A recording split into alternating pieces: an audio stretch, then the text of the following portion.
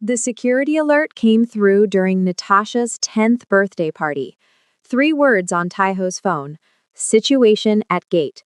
He stepped into the hallway where his head of security stood holding a tablet, his expression grim. Sir, there's a man claiming to be family, says he's Natasha's biological father. The world stopped. On the screen, a man in his mid-30s stood at the estate gates, African, confident smile, holding a folder of documents like they were winning lottery tickets. He has photos, sir, old papers with Miss Johnson's name. He's prepared. Taiho had faced rivals, prosecutors, and assassins, but he'd never faced this, someone who could threaten everything with nothing but DNA.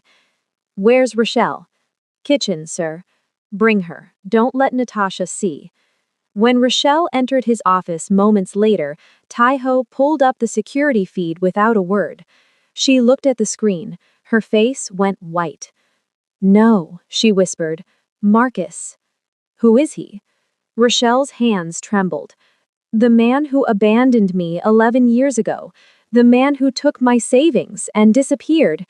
She looked at Taiho with desperate eyes.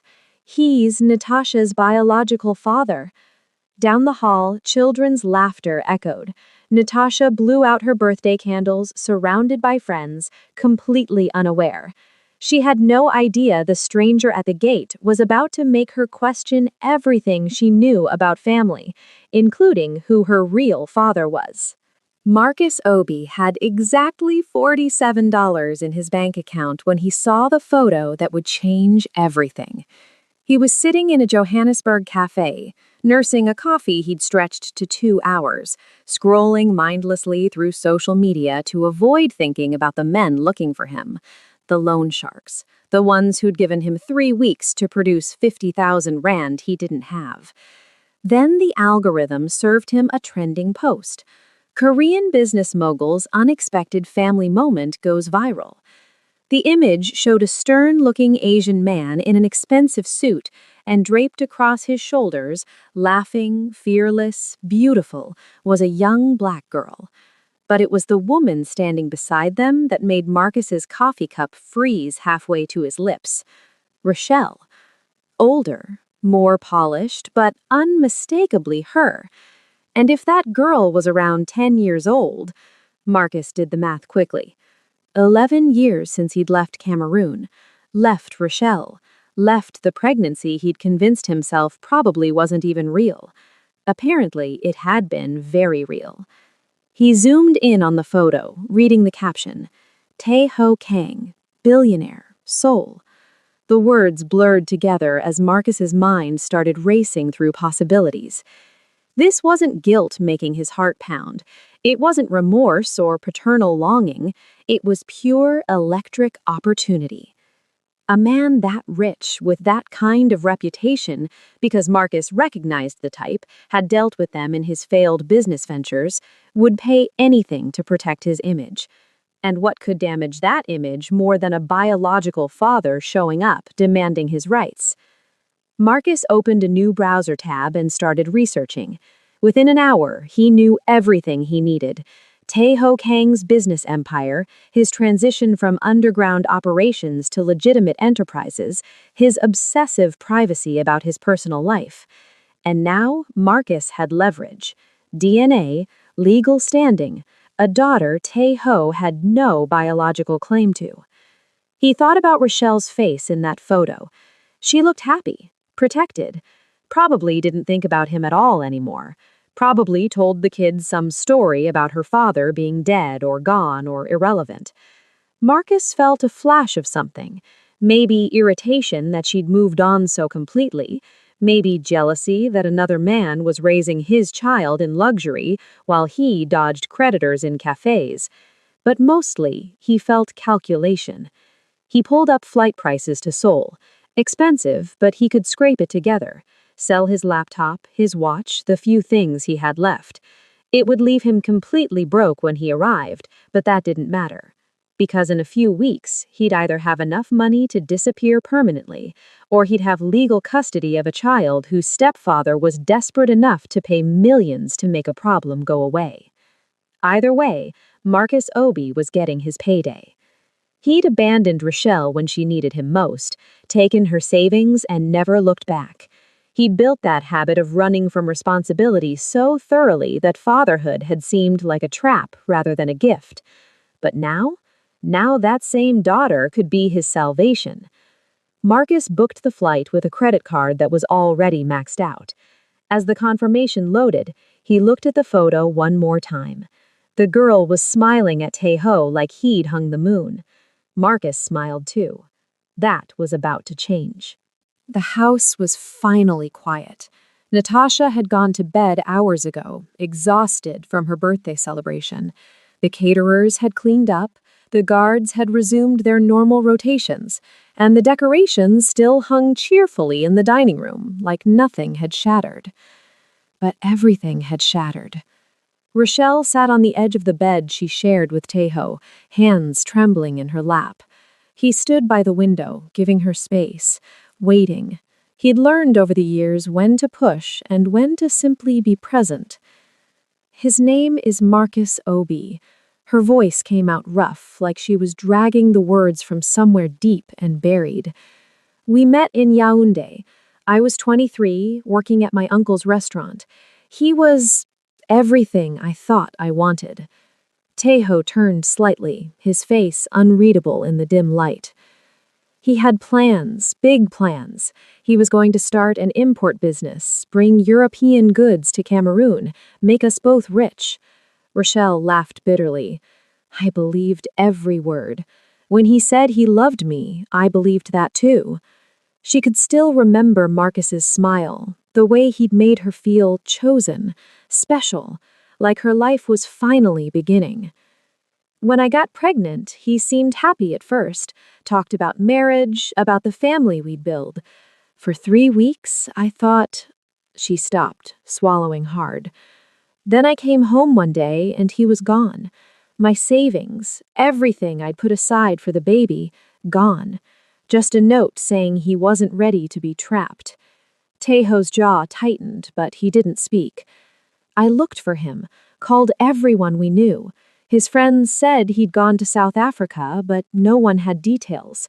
After 2 months, I stopped searching, had to focus on surviving. Relle wrapped her arms around herself. Being a single mother in my community, the judgment, the whispers. My family helped, but barely. I couldn't find work, couldn't afford anything. That's when I decided to leave. Sold everything, got the visa, came here with Natasha strapped to my chest and $50 in my pocket. You never told me his name. Tae-ho's voice was quiet, controlled. In 10 years. Because he didn't matter. He was a ghost, a mistake I'd erased. Relle looked up at him, tears streaming down her face. You're her father, Tae-ho. You've been her father since she was 10 months old. Biology doesn't change that. Tae-ho crossed the room and knelt in front of her, taking her hands in his. I know that. Natasha knows that. But what if she doesn't? What if Marcus... What if he what? Shows her pictures? Tells her stories? Tae-ho's grip tightened. Relle, I've held that girl through nightmares, taught her to read, walked her through her first day of school. I know every fear she has, every dream, every favorite thing. What does he know? He's her biological father. And I'm the one who stayed. Tae-ho's voice was steel wrapped in certainty. That counts for more. Relle wanted to believe him, but she'd seen the look on Marcus's face in those security photos. Not love, not remorse. Calculation. He's not here for her, she whispered. He's here for money, for leverage. I know. Tae-ho stood, pulling her up with him, which means this isn't about fatherhood. It's about negotiation. And Relle, his expression went cold in the way that once terrified her and now brought strange comfort. Nobody negotiates with my family. Marcus arrived at the Kang estate in a suit he'd borrowed from a contact in Seoul's African expatriate community. Italian cut, good fabric, expensive enough to suggest he wasn't desperate, even though his wallet held exactly $18. The mansion was more impressive in person. Guards at every entrance, cameras tracking his movements, marble and steel announcing wealth in a language that needed no translation. Marcus felt a flutter of nerves but pushed it down. He'd talked his way into boardrooms before. This was just another pitch. A stone-faced security officer led him through hallways that seemed designed to intimidate, finally stopping at a heavy wooden door. "Mr. Kang will see you now." The office was understated but powerful. Floor-to-ceiling windows overlooking Seoul, minimal decoration, and behind a massive desk sat Tae-ho Kang. Marcus had researched the man extensively, knew about the underground origins, the violence, the transition to legitimate business. But seeing him in person was different. Tae-ho didn't look threatening. He looked patient, controlled, like a predator comfortable enough to watch its prey approach. "Mr. Obi," Tae-ho gestured to a chair. "Sit." Not an invitation, a command. Marcus sat anyway, forcing his most disarming smile. "Thank you for seeing me. I know this situation is unexpected." Tae-ho said nothing, just watched with those dark, unreadable eyes. "I want to be direct," Marcus continued, settling into the rhythm he'd rehearsed. "I made mistakes 11 years ago, left when I should have stayed, but I'm here now, wanting to do right by my daughter." He paused for effect. "However, I also understand the reality of the situation. You've raised Natasha. She knows you as her father. I don't want to disrupt that." Still nothing from Tae-ho. The silence stretched uncomfortably. "So, I'm proposing a clean solution. $2 million. In exchange, I sign away all parental rights, permanently, legally. You never hear from me again, and Natasha never has to deal with the confusion of having two fathers."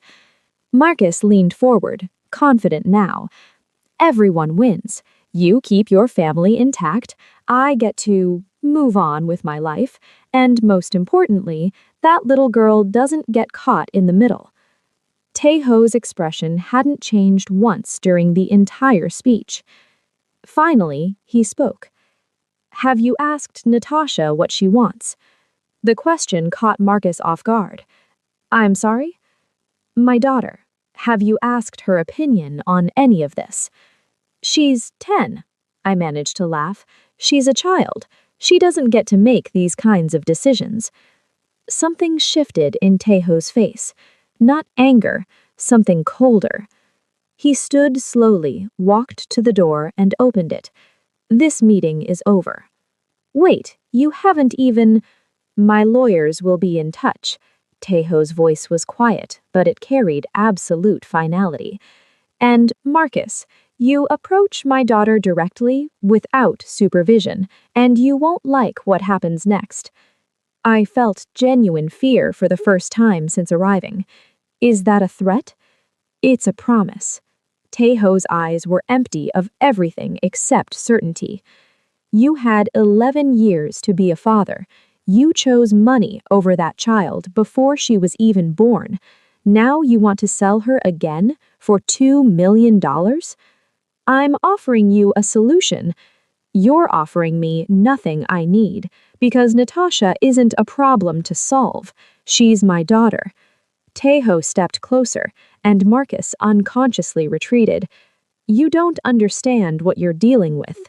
This isn't a negotiation. This isn't business. This is family." Marcus left the office with his borrowed suit damp with sweat and his confidence shattered. He'd miscalculated badly. This wasn't going to be easy money. Natasha had always been good at being quiet when she needed to be. It was a skill she'd inherited from her mother, the ability to move through spaces without drawing attention, to listen when adults thought she couldn't hear. Usually, she used it to sneak extra cookies or eavesdrop on boring business talk. Tonight, it taught her something she'd never wanted to know. She'd gotten up for water, padding down the hallway in her birthday pajamas, when she heard the guards outside her door talking in low voices. The biological father situation is getting messy. Boss won't let it go to court. Too much scrutiny. What's the kid going to think when she finds out Kang isn't really her? Natasha's water glass slipped from her hand. It didn't break, thick carpet, but the sound was enough. The guards went silent immediately. She ran back to her room, dove under the covers, and lay there with her heart hammering. Biological father. Kang isn't really her. The pieces clicked together with horrible clarity. The strange man at the gate, her mother's red eyes at breakfast, her father's unusual tension, the whispered conversations that stopped when she entered rooms. Someone else claimed to be her father. The next morning, Natasha found her mother in the kitchen and asked the question directly. "Mom, who was the man at the gate yesterday?" Rachel's coffee cup stopped halfway to her lips. "Sweetheart, it's nothing you need to worry about. Is he my real dad?" The cup hit the counter harder than intended. Rachel looked at her daughter, this brave, brilliant 10-year-old who'd just asked the question she'd been dreading and knew she couldn't lie. "Come sit with me." They sat at the breakfast table, morning light streaming through windows, and Rachel told her daughter the truth. Not all of it, Natasha was still 10, but enough. A man named Marcus, someone she'd loved once, someone who'd left before Natasha was born, someone who's back now, making claims, causing trouble. "But Dad, Tejo, does he know? Does he know he's not my real dad?" Rachel took her daughter's hands. "Baby, listen to me. Your father has always known, from the very beginning, and it has never mattered to him. Not once, not ever." "Then why is this Marcus person here?" "Because some people only show up when there's something in it for them." Rachel's voice hardened. "Your father, Tejo, he showed up when I had nothing, when we had nothing. He stayed. He chose us. That's what makes someone a parent." Natasha nodded slowly, processing. "Marcus sounds like a bad person for leaving you. He made bad choices. Then I don't want to meet him."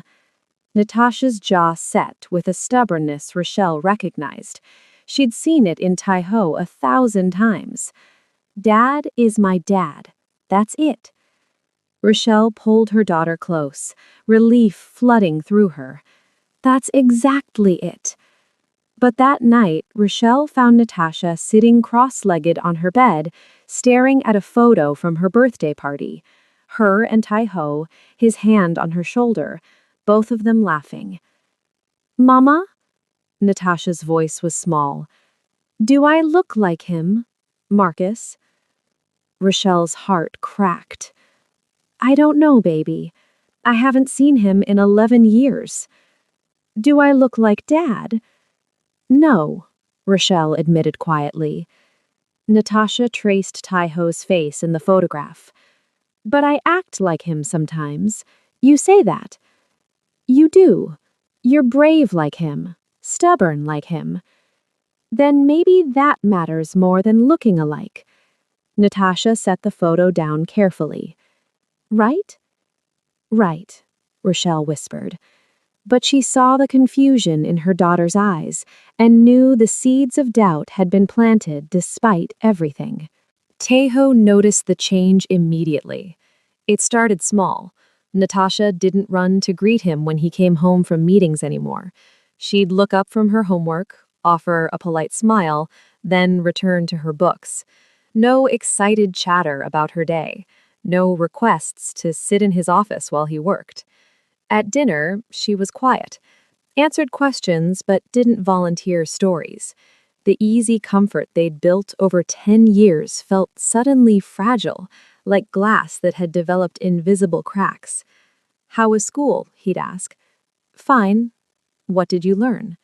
"Math, history, stuff." Where there used to be light, there was now careful distance.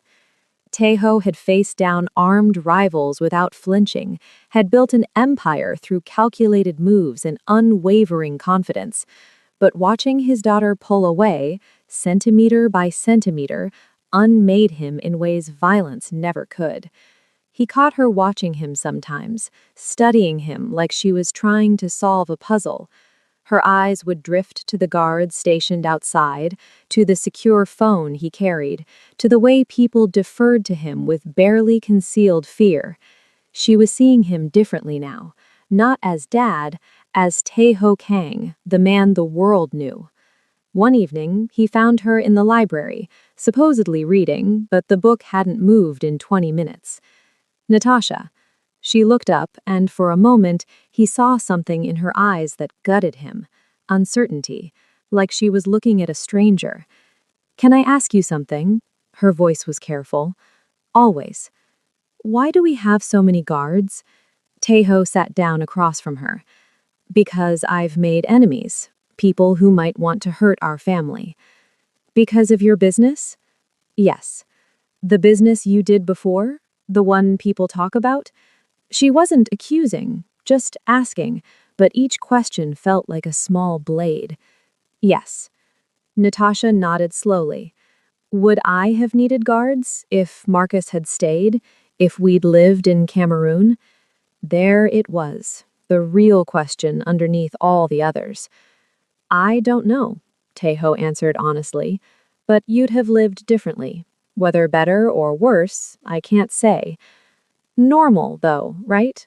Like other kids?" Tae-ho felt something close in his chest. "Probably more normal than this." Natasha looked back at her book, and the conversation ended, but the damage was done. Relle found him that night standing outside Natasha's room, just watching their daughter sleep like he used to when she was a baby. "She's pulling away," he said quietly. "I know. I don't know how to fight this." His voice was raw.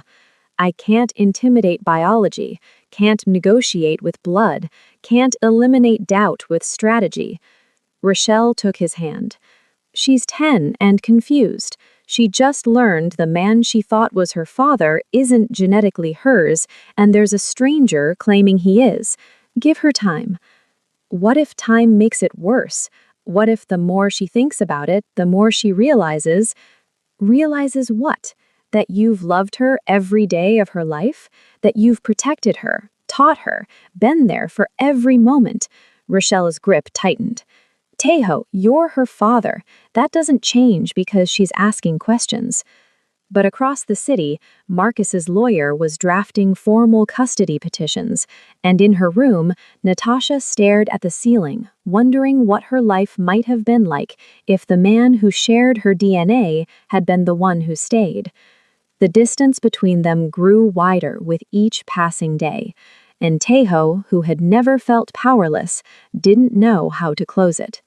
The story broke on a Tuesday morning.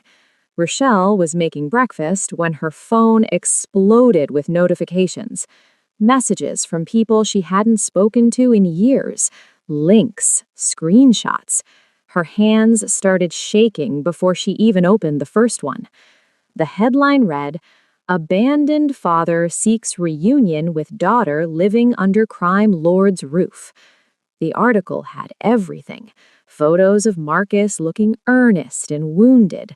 Photos of Tae-ho from his darker years, being escorted by police, leaving courtrooms, standing with men whose reputations needed no explanation.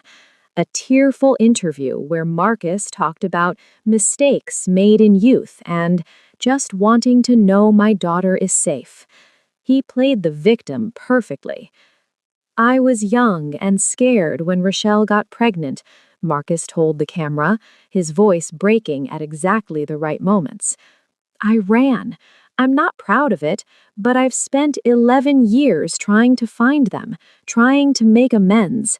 And now I discover my daughter is living in a world of violence and danger. As a father, how can I not act? The interviewer leaned in sympathetically. You're concerned for her safety? I'm terrified. Tai-Ho Kang has a documented history. I just want to give my daughter the normal, safe childhood every child deserves. By noon, the story had gone viral. Korean news outlets picked it up, international media followed. Social media exploded with hot takes, some supporting Marcus's right to know his child, others questioning why he'd waited 11 years to care. Child Services received anonymous tips. Tips that sounded rehearsed, strategic. Tips about a child living in an unsuitable environment for minors with a man whose past raises serious concerns. Tai-Ho's lawyers called emergency meetings. Your past makes you vulnerable, they warned. In custody battles, the court prioritizes the child's safety. Biology matters, and his abandonment happened over a decade ago. He can claim he's changed. You can't claim your history doesn't exist. That afternoon, Marcus appeared on Korea's most popular talk show. He cried on camera, actually cried, dabbing at his eyes while describing the daughter he'd never met, the years of regret, the desperation to be a father. The host ate it up. The audience looked moved. Do you have a message for Natasha? The actor asked gently. Marcus looked directly into the camera. Baby girl, if you're watching, Daddy's here now, and Daddy's going to make sure you're safe. Natasha saw the clip before anyone could stop her. A classmate had shown her during lunch, whispering, asking if it was true, if that was really her real dad. She came home pale and quiet, went straight to her room without speaking. Relle found her sitting on her bed, replaying the interview on her tablet. Marcus's tearful face frozen on the screen, his words echoing, Daddy's here now. Sweetheart. He looks sad. He looks like he really misses me. Baby, that's not... I've never seen Dad cry. Not once. Natasha looked up, her eyes wet. Does that mean Marcus cares more? Relle felt her heart shatter. Because how do you explain manipulation to a 10-year-old? How do you tell your daughter that some people are experts at performing emotion they don't actually feel? That tears can be tactical and words can be weapons? Downstairs, Tai-Ho watched the same interview with an expression carved from stone. Marcus had declared war, and he'd done it where Tai-Ho couldn't fight back, in the court of public opinion, using Natasha's confusion as ammunition. I want to meet him. Natasha spoke the words at breakfast 3 days after the interview aired, her voice quiet but firm. Tai-Ho's fork stopped halfway to his mouth. Relle went completely still. Absolutely not, Tai-Ho said. Why not? Natasha looked at him directly, and there was something new in her eyes, determination mixed with hurt. If he's my father, don't I have the right to know him? He's a stranger who abandoned you. So everyone keeps saying, but I want to decide that for myself.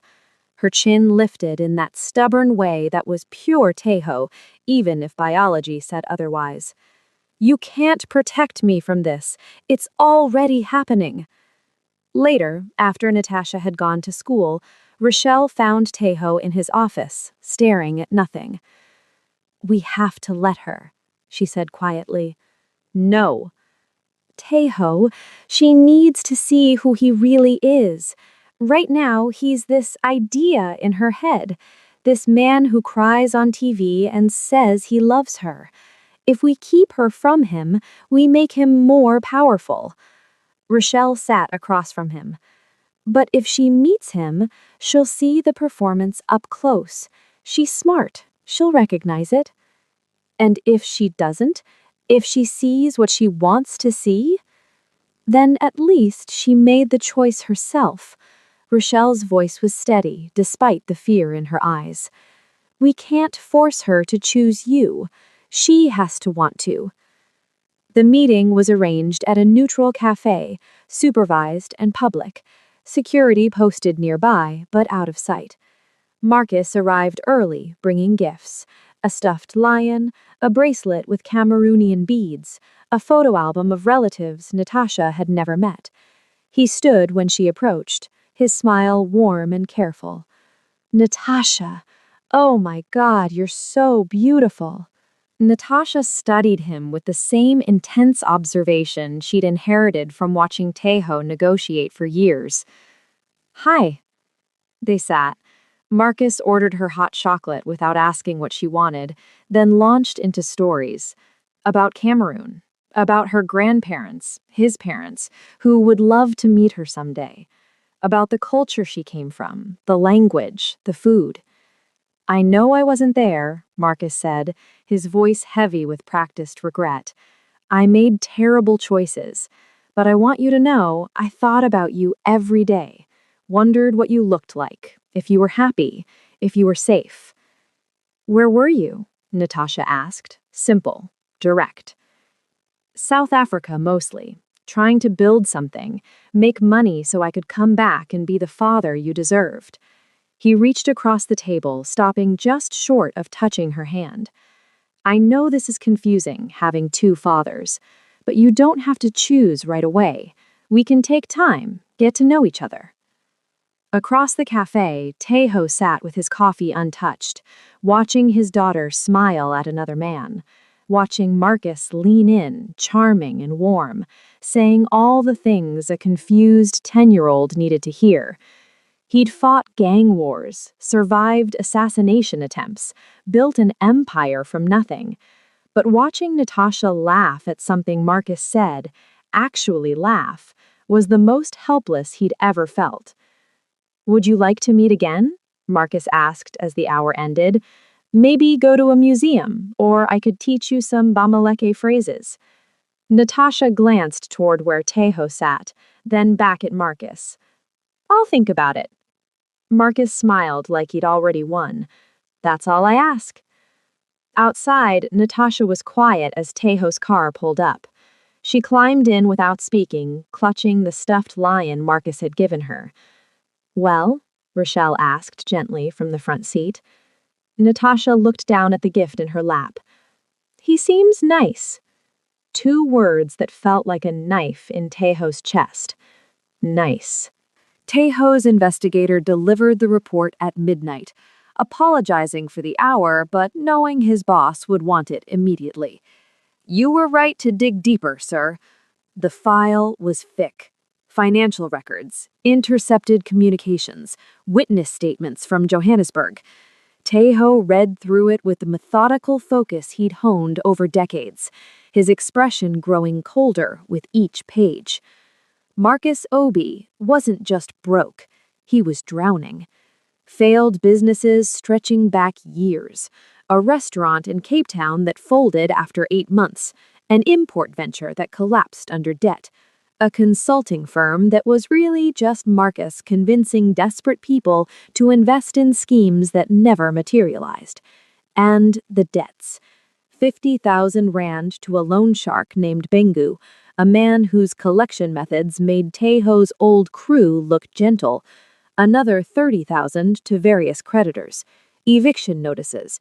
Arrest warrants for fraud that Marcus had fled before they could be served. But the most damning evidence was the communications. Text messages to a lawyer in Seoul sent 2 days after Marcus had seen Rochelle's photo. Found major leverage. Target worth 500M plus. Biological father angle. Need custody filing ASAP. An email to a contact. 1 big score and I'm gone. New identity, new country. This Kang guy will pay anything to make me disappear. A voice memo Marcus had recorded to himself, probably drunk, probably careless. The kid doesn't matter. Never even met her. But she's worth millions to me now. Just gotta play the concerned father long enough to get settlement. Then I'm ghost.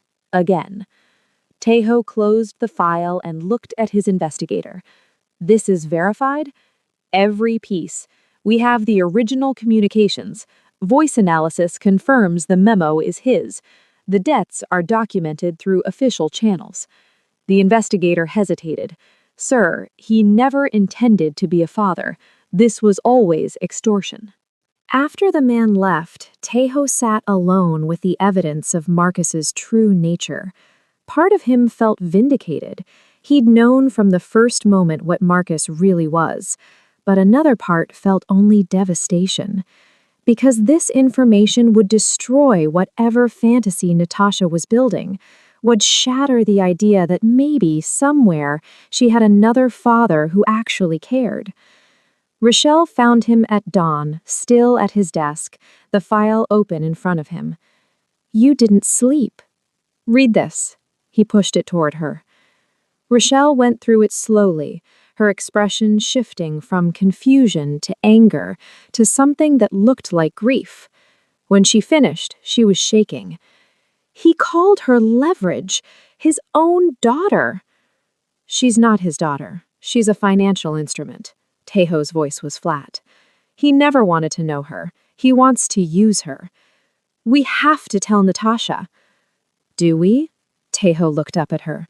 She's 10. She's building some image in her head of a father who made mistakes but cares now. This will destroy that. Do we have the right? Do we have the right to let her believe a lie? Rochelle's hands gripped the desk. She's already pulling away from you because she thinks Marcus is genuine. If we don't show her the truth, she'll hate us for taking away her fantasy. Or she'll hate us later for letting her believe it. They sat in silence as morning light filled the office. Outside, somewhere in the mansion, Natasha was probably just waking up, maybe looking at that stuffed lion Marcus had given her, maybe thinking about the grandmother she'd never met. The custody hearing is in 2 weeks, Tejo said finally. His lawyers will paint me as dangerous and him as reformed.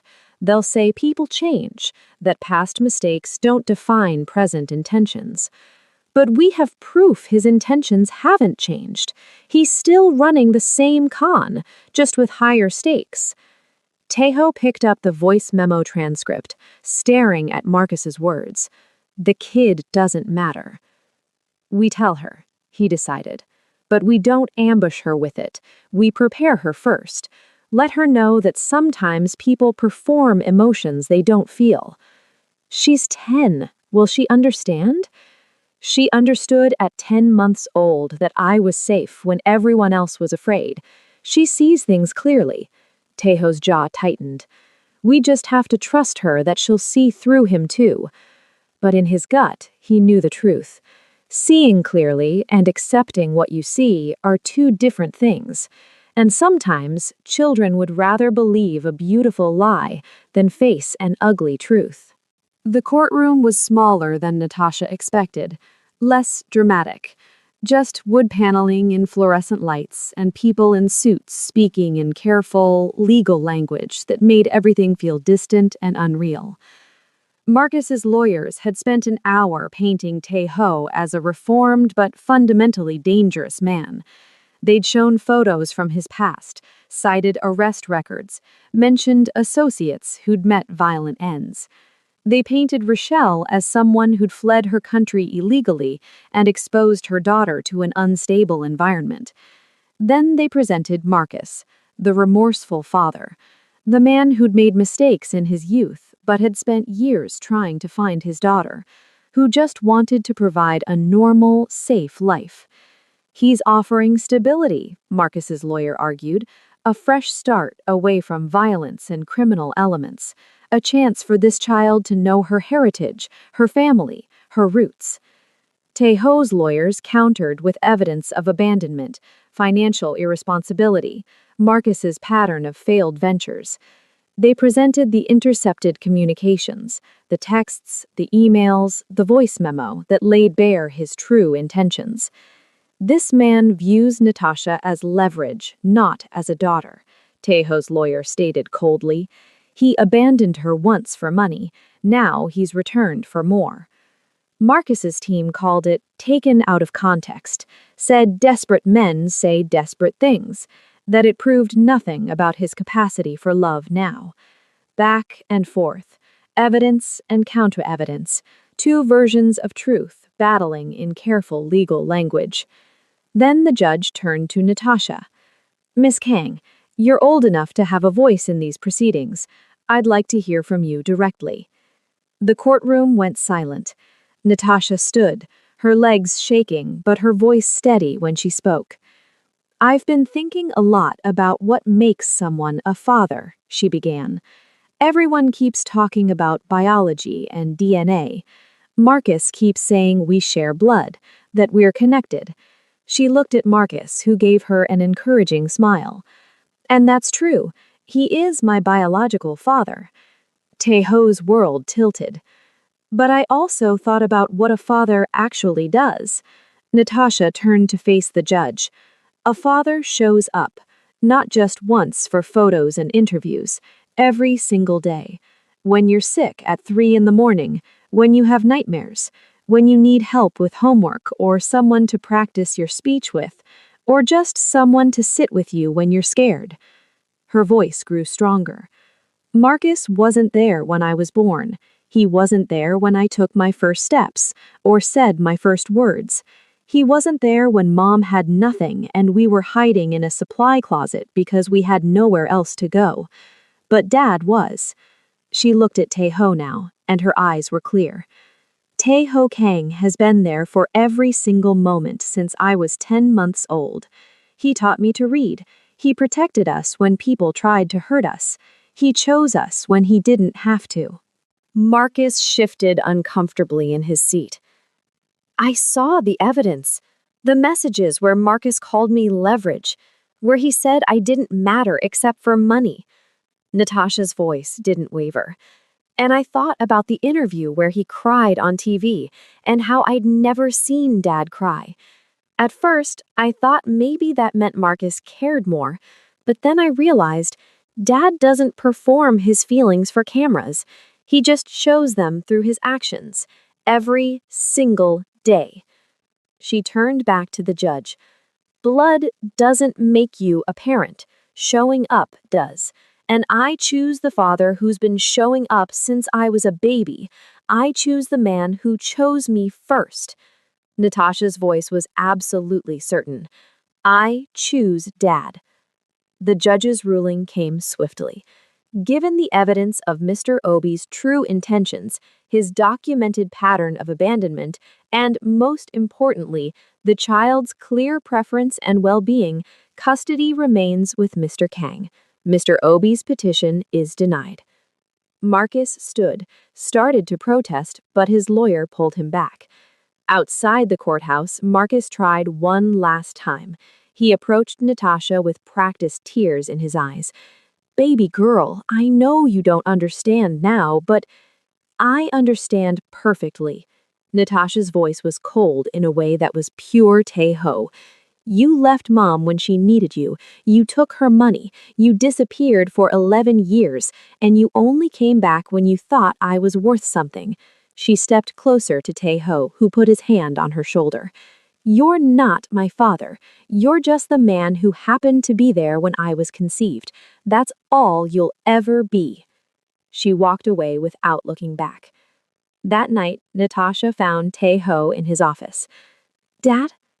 He looked up, and she saw something in his eyes she'd never seen before. Wetness. Not quite tears, but close. "Can we make it official? The adoption? Can we do it legally so there's never any question again?" Tejo couldn't speak, just nodded. Natasha crossed the room and hugged him the way she used to when she was small, fiercely, completely, like she was the one protecting him. "I'm sorry I doubted." "You had every right to question." Tejo's voice was rough. "But you chose clearly. That took courage. I learned from the best. And finally, the Steel King cried. Just a little. Just enough. Because sometimes the greatest victories aren't won with power or strategy. They're won by a 10-year-old girl who understands that family isn't about biology. It's about who stays. 6 months later, the papers were finally official. Natasha Marie Johnson became Natasha Marie Kang on a Tuesday morning in a government office that smelled like coffee and old carpet. No drama, no fanfare. Just a judge's signature, a stamp, and 3 people whose lives had been legally bound to match what their hearts had known for years. Relle cried through the entire 5-minute ceremony. Happy tears this time. Relief tears. The kind that come when something precarious finally becomes permanent.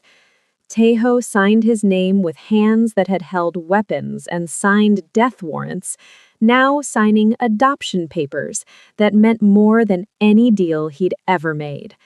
When the clerk handed him the certificate, official, stamped, irreversible, he stared at it like he was memorizing every letter. Natasha just smiled, that fearless, knowing smile she'd had since she was 10 months old. The celebration that evening was small, just family. The guards had learned long ago that family in the Kang household wasn't about blood. It was about who showed up, who stayed, who chose to be there.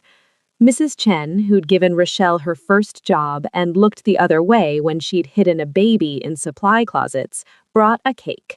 The head of security, who'd watched Natasha grow from a crawling infant to a fierce 10-year-old, gave her a photo album of every birthday she'd celebrated in the mansion.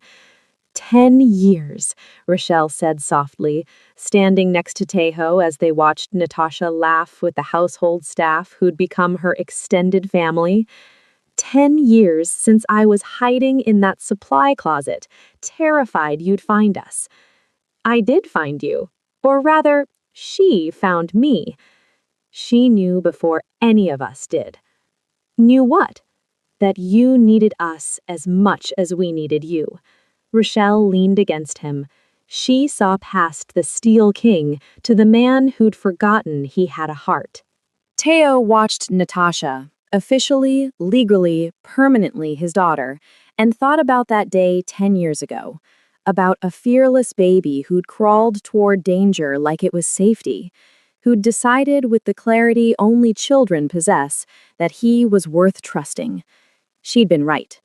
He'd spent 15 years being untouchable, having nothing to lose, building an empire on the foundation of his own isolation.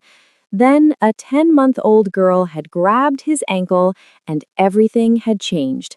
She'd made him vulnerable, made him care, made him human again, and he'd become something stronger for it. "Dad!" Natasha called from across the room, holding up the certificate. "Can we frame this?" "We're framing 3 copies, 1 for every room." Natasha laughed, rolling her eyes in that way that was equal parts Relle's warmth and his own dry humor. "That's excessive." "I'm excessive. You knew this when you chose me." "I did choose you, didn't I?" She crossed the room and hugged him. "Best decision I ever made." Later, after the guests had left and Natasha was asleep, Tejo found himself in her doorway again. Old habit, watching her like he used to when she was small. Relle joined him, slipping her hand into his. "Marcus sent another message today, through his lawyer, asking if we'd reconsider some kind of visitation arrangement." "What did you say?" "I said no, that Natasha made her choice and we're respecting it." Relle paused. "Was that wrong?" "No." Tejo's voice was certain. "He had his chance. He chose money, we chose her. That's the difference." On Natasha's nightstand, the stuffed lion Marcus had given her sat untouched in a corner, while the worn book Tejo read to her every night for years lay open and dog-eared.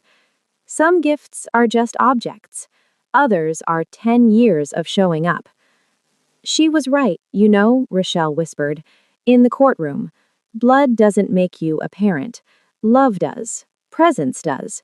Choosing to stay when leaving would be easier, that's what makes you a father.